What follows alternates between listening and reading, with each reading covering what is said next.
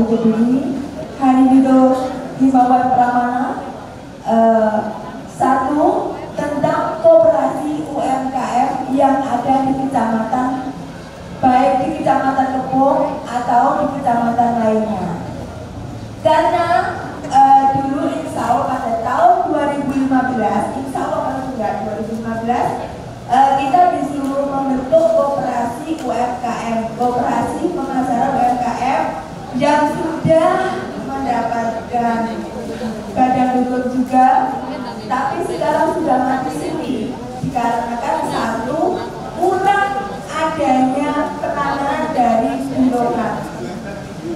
Teruskan saja Mas Bu, kita dari Kecamatan Kepung, saya juga sebagai pengurus koperasi UMKM pemasaran dari Kecamatan Kepung, dulu sudah 3 tahun mendirikan swalayan, tapi dengan dana pribadi ketua kita, yaitu Bapak Zainal Arifin yang ada dari Desa Kepung, Kecamatan Kepung juga. Setelah berjalan lancar, ternyata banyak swalayan yang berdiri. Akhirnya kita tutup. Terus untuk anggota UMKM, iya, kalau disuruh mengadakan misalkan pertemuan setiap 3 bulan sekali minimal, karena kita harus evaluasi gimana pemasaran kita, gimana omset kita, gimana dengan produk kita, itu jarang yang mau. Daripada pertemuan yang tidak membawakan hasil, itu lebih baik produksi di rumah sendiri-sendiri. Itu yang pertama.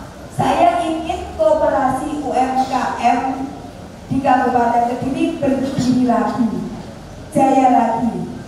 Sudah berapa lama Bu menggeluti dunia koperasi dan UMKM?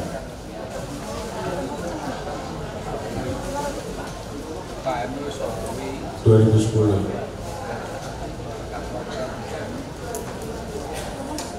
Kalau koperasi UMKM, insya Allah kalau nggak lupa ya, nggak lihat badan hukumnya 2015.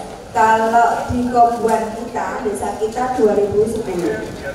Ibu jualan apa Bu? Kalau sekarang saya juga keripik gadung, Katangsa juga catering, juga di 13 kegiatan sosial yang ada di desa. Ini satu grup ya? Ya. Semua dari Kerenceng semua? Ya. Oke, ini sehari-hari biasanya produknya sama apa beda-beda? Beda-beda. Ada yang itu apa aja? keripik pisang untuk Mbak Rika, Mbak Wati ya. Oke. Mbak Wati ini keripik takune sama balung kuk yang dari ketela itu. Oke. Ini Mbak Nesri tas anyaman seperti ini. Tas anyaman. Ya, kalau Mbak Eni Goswati ini stik bayam. Kalau Ibu sendiri tadi? Kalau saya sendiri keripik gadung dan catering. Itu Ibu hitung Pak, per bulan itu omset itu berapa? Kita masih kecil Mas, ya karena masih beredar di lokal saja. Kira-kira antara 1 sampai 2 juta. Itu dulu sebelum COVID. Sekarang setelah COVID ini masih mau bangkit lagi, masih susah sekali Mas. Ya. Oke. Jadi kira-kira kalau saya mau kasih bantuan Ibu paling butuh apa Bu? Yang Ibu paling butuhkan apa? Ucap ngomong duit Bu. Ngomong duit kabeh butuh duit ya. Modal. Ibu butuh apa Bu kira-kira? Kalau saya dari peralatan itu seller Mas Bu. Ya. Seller kita yang masih manuk seperti kecil itu kan yang murah. Nah saya menginginkan seller yang berdiri.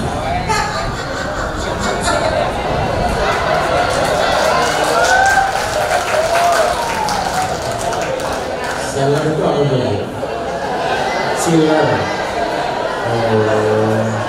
Seller itu dari seller. Oke. Saya.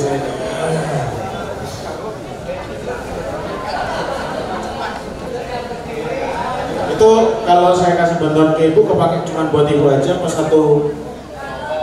Saya menginginkan untuk satu kelompok UMKM yang ada di Kerenceng masuk. Ya. Jadi siluan itu tadi untuk satu kelompok? Ya, satu kelompok. Inginnya saya seperti itu, bukan untuk harga siluan saya. Kalau dulu sekitar 6 juta. 6 itu sekitar 6 juta. Nah, Iya. ini bisa dipakai satu kelompok sama ibu semua. Kita yang sama jenisnya produk, kalau yang beda kan nggak bisa Mas Bu. Oh. Iya. Nah sekarang kalau pertanyaan saya mau kasih ibu bantuan, tapi yang bisa dipakai bareng-bareng apa? Duit. Ya, pertanyaan saya yang salah. Salah pertanyaan itu. Oke. Ada bantuan modal ada? Berarti nggak kasih bantuan modal? Oke Bu, kita kasih kalau bantuan modal. Saya takutnya ya khawatir ini pengalaman di beberapa tempat. Begitu kita kasih bantuan modal ini nggak jadi modal Bu. Peralatan Mas. Iya, peralatan nanti kita akan kirimkan ya Bu ya. Ya, terima kasih. Ini dari sudah kita nanti setelah dari sini Bu masukkan nama kelompoknya. Insya Allah ya mungkin kalau hitungan saya sekarang tanggal 21 Juli ya Agustus September harusnya sudah sampai ke Ibu alatnya ya. Terima kasih Mas Bu. Semoga Allah melimpahkan semua kesehatan dan rezeki. Nama saya Suwarni.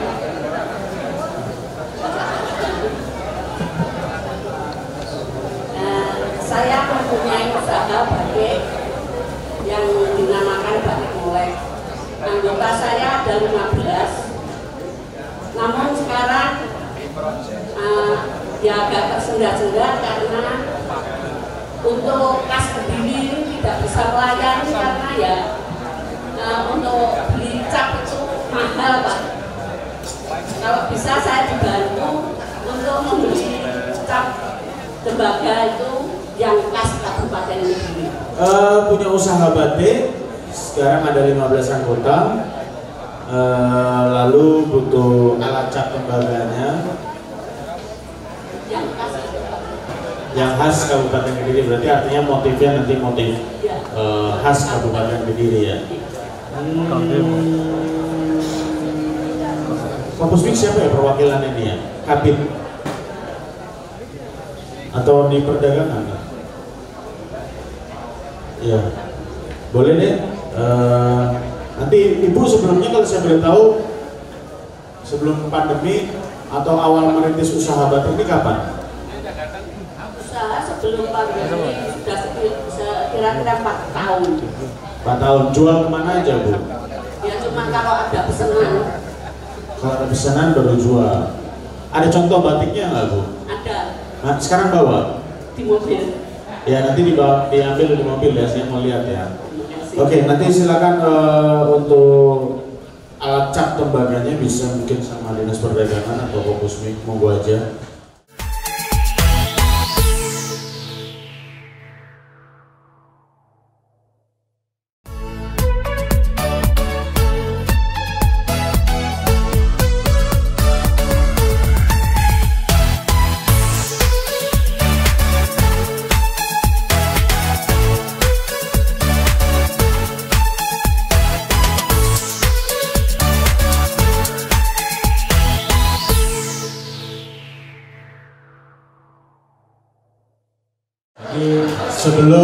Sebelum acara Jumat Ngopi ini berjalan 1, 2, 3, 4, mungkin sekarang sudah Jumat Ngopi yang ke puluhan kali lah dalam beberapa periode saya menjabat kurang lebih 2 tahun setengah mau 3 tahun, tahun depan saya 3 tahun. Dulu saya ingat betul pada saat saya bilang saya mau buat acara namanya Jumat Ngopi, di mana di acara tersebut saya selaku kepala daerah mendengarkan persoalan di masyarakat. Masyarakat itu sekarang masalahnya apa sih? Problemnya apa sih? Nah hari ini dari 3 penanya tadi mempunyai problem, rata-rata butuh alat untuk mengembangkan usahanya. Nggak masalah, nggak masalah. Itu yang paling penting adalah itu. Kenapa saya katakan penting? Orang kalau sudah nggak kerja datang ke sini, itu jumlahnya banyak Bu, Pak. Datang ke sini tidak kerja, tidak apa, Pak saya tidak masuk di saya tidak terdata di bantuan ini, saya tidak terdata di bantuan B, saya tidak terdata di bantuan C. Itu yang saya kadang mau sampai kapan jenengan itu berpaku pada bantuan. Yang dibutuhkan itu bantuan ya harus alat.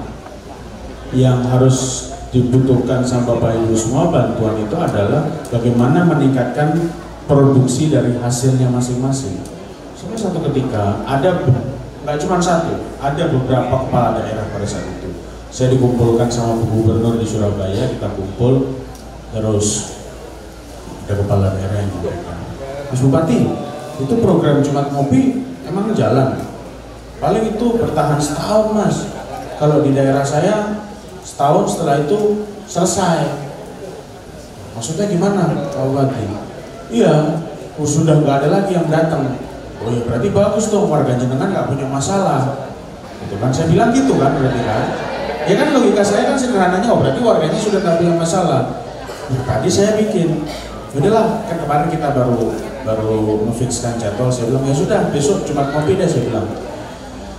Tadi saya setelah sholat Jumatnya jam 1 saya masih ngobrol sama Pak Sekda sama Kadinkes, saya sambil ngintip di CCTV kok sudah mulai datang. Bahkan tadi saya dengar ada yang dari Ringin Rejo, ada yang dari Kras, ada yang dari Kepo, ada yang dari Purwasri, ada Purwasri.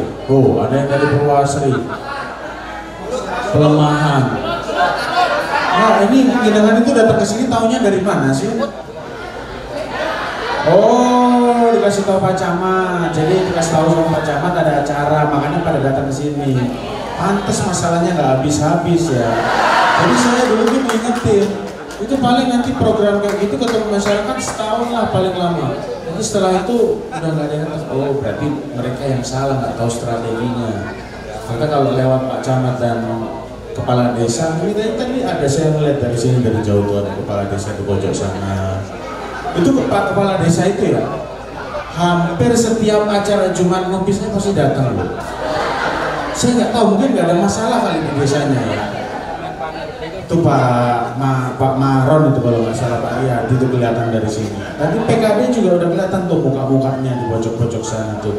Ada Pak Mangun, Nadiluwe sama Pak Kalirong apa Pak Mana tadi kayaknya di pojok-pojok sana. Sudah datang terus mereka. Jadi saya satu sisi kalau rame itu saya udah setiap mau masuk ke acara ya, Allah semoga masalahnya nggak terlalu banyak. Karena ya terus terang ya, saya pernah datang di tempat ibu di desa Kepung, saya ingat betul. Dia di kecamatan Kepung. Saya acara di balai di kantor kecamatan. Ada orang mau bunuh di acara itu. Mas Bupati, pokoknya kalau nggak diselesaikan masalahnya sekarang juga saya mau bunuh orang itu. Saya bilang sabar Pak, bunuh itu masuk neraka Pak, pasti Pak. Nah, jadi masalah itu setiap Jumat Ngopi memang berbagai macam. Nah hari ini lagi dipenuhi dengan topik bantuan modal atau bantuan alat. Ada nggak yang punya masalah selain bantuan alat? Nah, oke, silakan, boleh.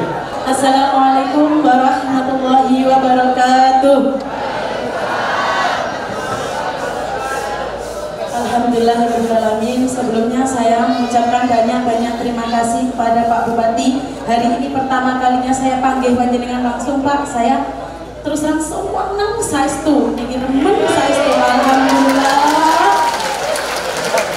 Ya, mungkin nanti permasalahannya akan sampaikan ke panjenengan akan beda dengan ibu-ibu atau bapak-bapak yang tadi sampaikan. Nah, di sini Bapak saya langsung to the point mawon nggih. Saya perwakilan dari pendidik di sini, dari guru.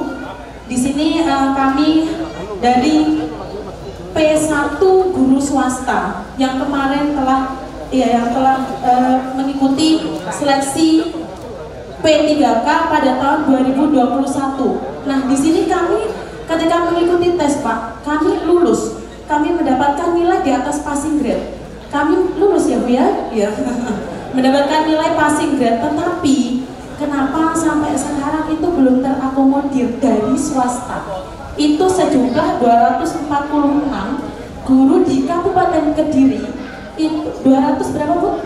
Iya, 264 guru swasta di Kabupaten Kediri belum terakomodir. Padahal saya mendapatkan info dari kabupaten sebelah itu alhamdulillah sudah tuntas untuk P1 karena dari informasi niku P1 memang ngapunten infonya kan didahulukan dari P2 dan P3 itu Nah itu kenapa sampai sekarang kami masih menaruh harapan kepada BKD dan juga panjenengan Bapak, sangat berharap nasib kami itu bagaimana dari P1 swasta. Padahal kita sama-sama pendidik di sini Pak.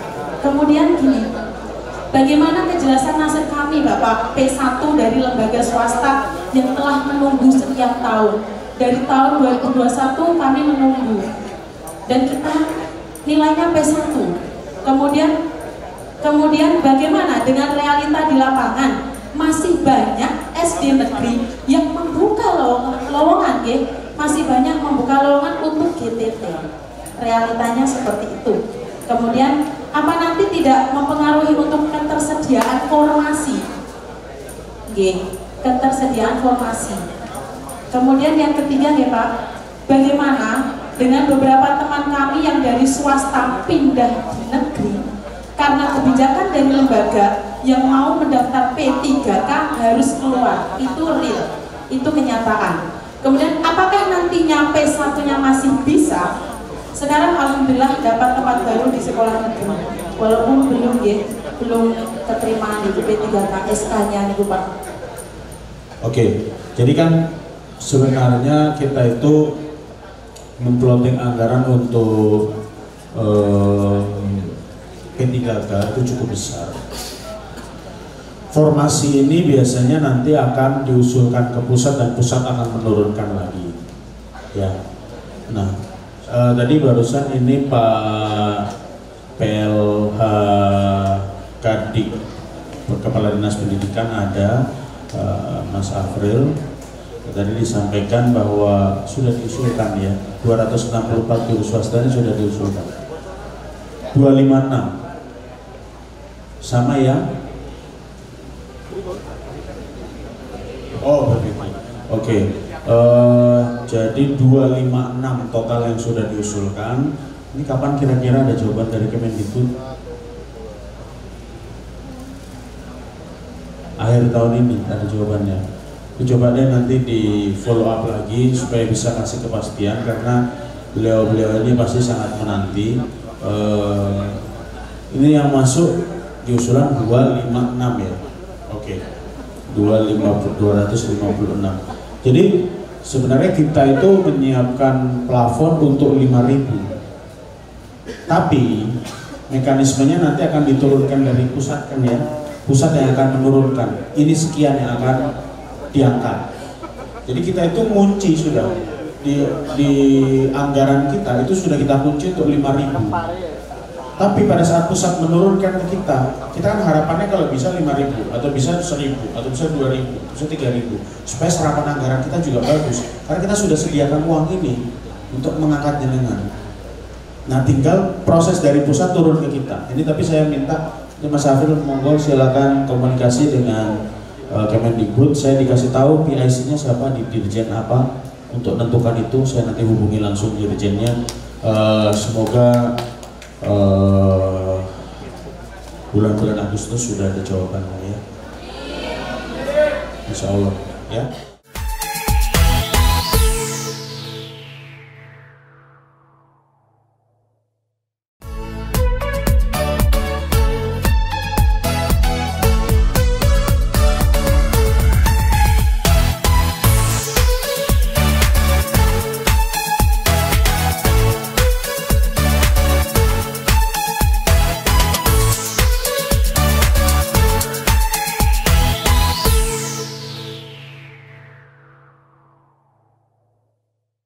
Assalamualaikum warahmatullahi wabarakatuh.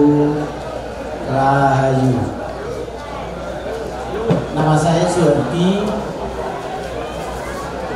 dari Ngampel Papar, dari pengayat kepercayaan kepada Tuhan Yang Maha Esa yang tergabung pada MLKI, Majelis Luhur Kepercayaan Indonesia.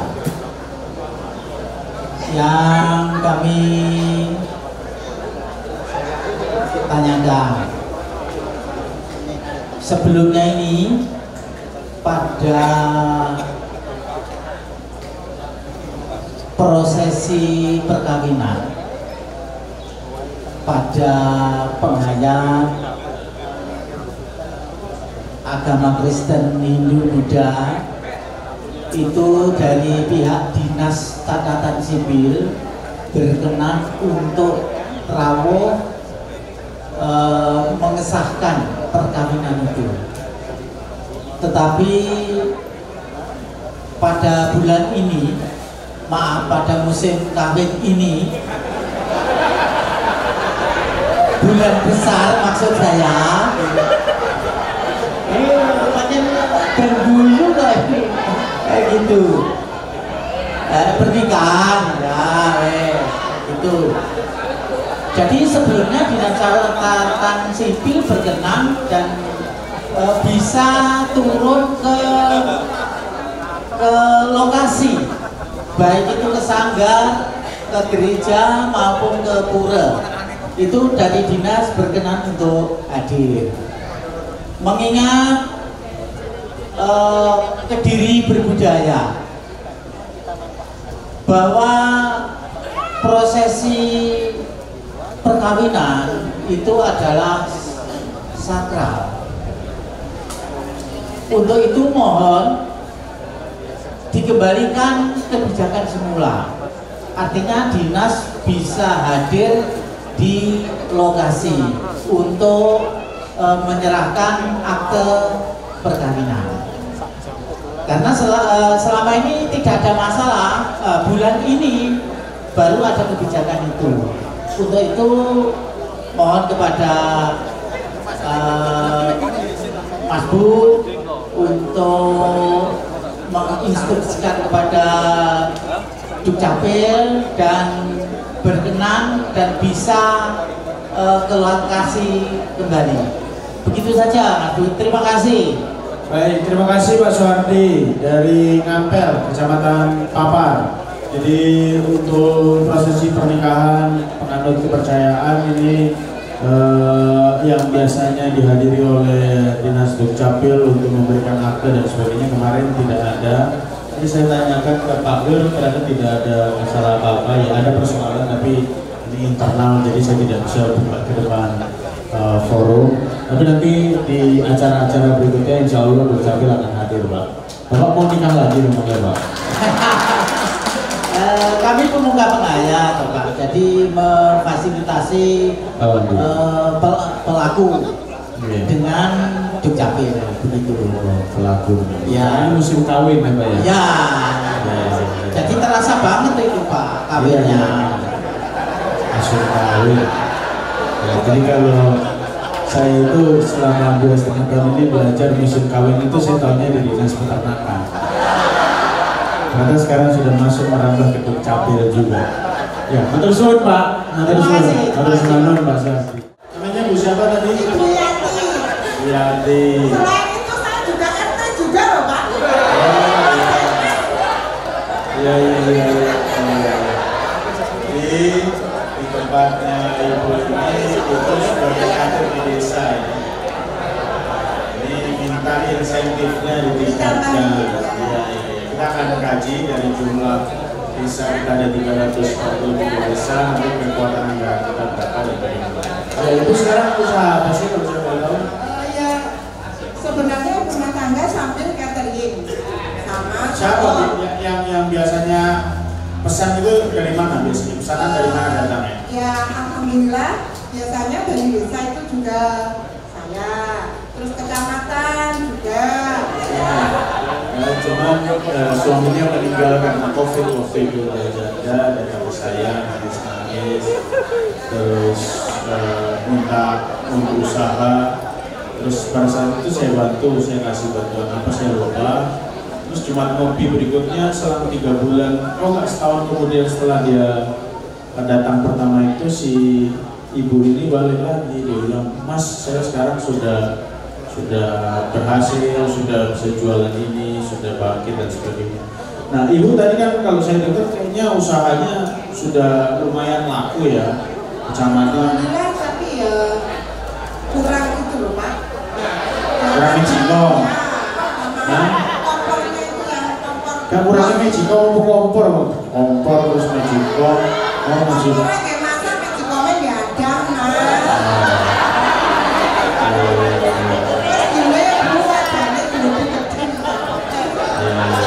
Berapa Bu harga Magicom yang gede itu berapa Bu? Kalau Magicom yang besar itu sekitaran 2 juta. Ya. Hah? 2 juta. 2 juta. Terus kalau kompornya? Kompornya kalau yang 1000 aku itu ada yang 650, macam-macam merek lah. Ya udah Ibu mau beli kapan? Sekarang juga bisa nanti Ibu tahu kalau mau beli, Ibu tahu mau beli kemana? Dicari nomornya, coba ditelepon operasional. Suruh kesini, suruh kesini. Suruh kesini, saya berikan nanti. Ya. Saya Bu ya, kompor sama Magicom cukup ya? Alhamdulillah. Ya, persoalan saya kira pasti akan selalu ada dan sudah menjadi tugas dan kewajiban kami di pemerintah untuk memberikan solusi, baik itu jangka panjang, jangka menengah, dan jangka pendeknya. Hari ini persoalan yang paling banyak adalah teman-teman pelaku UMKM kita yang pada mau naik kelas, yang pada membutuhkan alat, yang membutuhkan pelatihan dan sebagainya. Dan alhamdulillah saya rasa hari ini berjalan dengan sangat baik acara Jumat Ngopinya. Artinya masyarakat sudah tidak mulai lagi hanya sekedar meminta bantuan berbentuk uang, tapi sudah mulai meminta bantuan yang sifatnya membuka lapangan pekerjaan bagi para pemohon. Terkait ini Pak, membahas kabulan antar desa yang kecamatan. Ya, ini sedang kita rapatkan, kita rumuskan. Harapannya di 17 Agustus ini memang kita tidak akan membuat acara yang besar di kabupaten, tapi kita akan masifkan di tingkat desa-desa, yaitu mulai dari Liga Sepak Bola secara Tarkam, Liga Tarkam atau Liga Tarkam dan Pencakdor, Piala Bupati Pencakdor. Tadi sempat singgung dua terkait dengan dari kasus guru yang disampaikan tadi langsung ke Mas April gitu tadi. Kemudian itu menyikapinya bagaimana? Nanti biarkan laporan dari inspektorat yang akan menjadi dasar saya untuk menindaklanjuti apa yang telah terjadi di proses seleksi Inu Kirana kalau nggak salah, ya kan? Yang itu kan? Yang itu juga. Kemudian terus tadi ada dari guru honorer kan salah satu juga ada. Oh, guru honorer yang dari swasta atau P1 yang jumlahnya 264. Jadi sebenarnya di kemampuan anggaran kita hari ini kita sudah menyediakan untuk 5.000 pengangkatan P3K. Nah, namun kita hanya punya kewenangan untuk mengusulkan ke pusat. Nanti setelah itu pusat menurunkan ke kita berapa yang harus kita lantik. Nah, itu yang memang nanti menjadi kewajiban kita. Sedangkan sebenarnya kami di daerah ini kalaupun harus melantik 1.000, 2.000, 3.000 kita sudah siap anggarannya. Ya. Jadi kalau untuk yang Inu Kirana ke inspektorat begitu ya? Ya. Tingkatannya. Ya, nanti biar dengan keluhan Mbak tadi ya. Iya. Ya, pembagian 10 juta bendera ini program yang bukan program sebenarnya. Ini hal yang lumrah dan dilakukan setiap mau 17 Agustus untuk memperingati hari kemerdekaan kita. Dan ini sudah dilakukan oleh semua daerah, baik dari mulai tingkat 1 di pusat, provinsi, dan di tingkat 2 di kota kabupaten. Sampaikan kepada tetangga, sampaikan kepada saudara, keluarga, salam hormat saya, doa saya kepada panjenengan semua. Titip pesan kepada tetangga-tetangganya kalau punya masalah datang ke Jumat Ngopi, insya Allah masalahnya nggak langsung selesai, tapi kita carikan solusinya. Untuk semanur, wabillahi taufiq wal hidayah. Wassalamualaikum warahmatullahi wabarakatuh.